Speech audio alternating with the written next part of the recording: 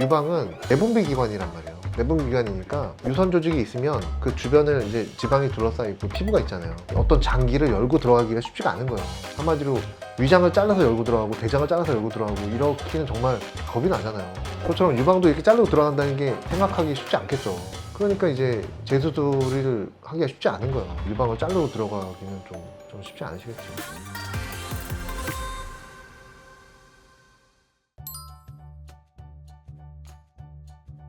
어떤 수술이든 재수술이 훨씬 어려워요. 그러니까 한번 수술을 해서 건드려 놓으면 조직이 수축을 해요. 수축했다 풀리는데 한 6개월 걸리거든요. 그래서 쌍꺼풀 수술이 수술 중에 제일 작은데도 불구하고 재수술을 하려면 6개월 기다려야 되는 이유가 그 조직이 풀리는 걸 기다리는 거예요. 근데 그게 다 풀리진 않아요. 여전히 단단한 조직들이 있단 말이죠. 그럼 그걸 해치고 들어가야 돼요. 재수술할 때. 그리고 이미 혈관이 어느 정도 조금 잘려 있기 때문에 다시 재수술에 들어가면은 혈관이 이미 잘려 있는 상태로 들어가니까 그 유두괴사나 뭐 유륜의 괴사나 염증이나 또 이런 게 좀 더 생길 수가 있는 거죠. 그러니까 이제 첫 수술하는 병원은 정말 많지만 그 재수술하는 병원은 사실 많지 않아요. 별로 없어요, 사실상. 근데 환자분들 봤을 때 재수술하는 가장 큰 이유는 뭐라고 생각합니까?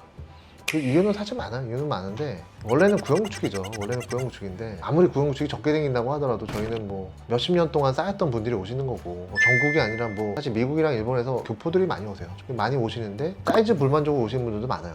그러니까 10년에 한 번씩 보형물을 교체해야 된다 이런 얘기가 있잖아요. 근데 보형물에 문제가 있어서 그렇다기보다 그때 몸이 변하니까 거상을 하면서 보형물을 조금 더 작은 걸로 넣는다거나 이런 분들이 참 많아요. 유방은 내분비 기관이란 말이에요. 내분비 기관이니까 유선 조직이 있으면 그 주변을 이제 지방이 둘러싸여 있고 피부가 있잖아요. 어떤 장기를 열고 들어가기가 쉽지가 않은 거예요. 한마디로 위장을 잘라서 열고 들어가고 대장을 잘라서 열고 들어가고 이렇게는 정말 겁이 나잖아요. 그것처럼 유방도 이렇게 자르고 들어간다는 게 생각하기 쉽지 않겠죠. 그러니까 이제 겨드랑이나 윗선으로 들어가서 유선 조직 내부를 건드리고 싶어 하지 않으시겠죠.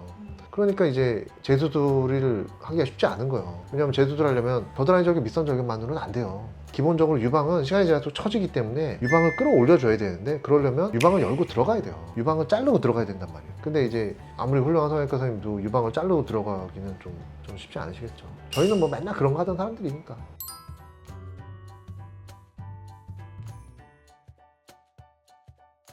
근데 많이 건드릴수록 흉터 조직이 많아지니까 어느 정도 가면 당겨지고 밀고 뭐 이런 게 잘 안 돼요. 그러니까 숫자가 정해진 건 아니고 그 사람의 체질이겠죠. 흉터가 좀 잘 생기는 체질은 몇 번 못 하겠죠. 뭐 흉터가 잘 안 생기고 조직 자체가 부드러운 분들은 뭐 10번 이상 해도 뭐 괜찮겠죠. 근데 그 사이에 사람이 지쳐요. 그래서 10번 넘기기 쉽진 않아요.